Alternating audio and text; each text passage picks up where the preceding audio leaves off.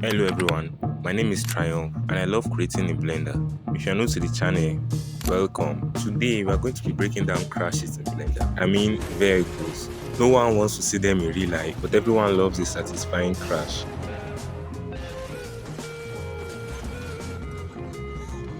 And we'll be using this silly render I spent last week working on as a case study. And of course, I'm going to share all the silly challenges I faced and also things to improve on.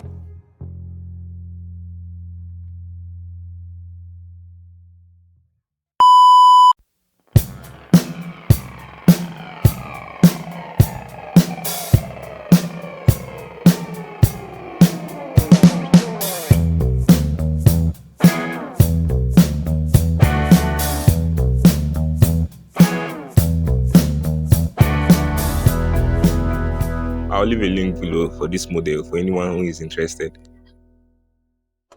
Don't hold on to your limitations. Just keep creating. I was inspired again to create a crash scene, but I felt heavily limited because I wanted to do something that looked like it came out of a Hollywood movie, but didn't really know how to. But if there's anything I've learned from my few years of using Blender and watching random tutorials on YouTube is, you don't have to have the best PC out there or really understand how physics work in Blender to create a physics-based scene. I know that sounds weird, but hear me out. I have seen artists like Ian Hubert create a water-based scene in Blender without actually simulating water.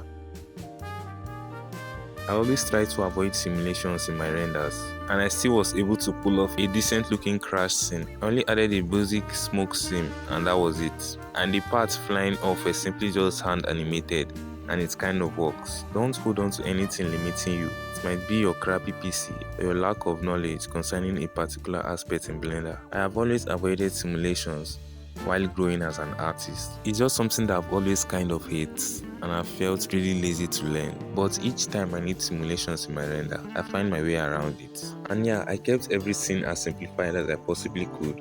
And finally, for the money shot, permit me to call it that. But for the final shot, I expected it to be the most complex shot because of the smoke simulation. It turned out being fairly straightforward. So just a smoke emitter parented to the back side of the car. I'll have a step-by-step guide of this process out on my Patreon. You can check that out if it's something you're interested in. I plan on uploading short form content here on my YouTube and longer breakdown or tutorials on my Patreon. And yeah, that is it guys. Thanks for watching till the end and see you guys in the next one.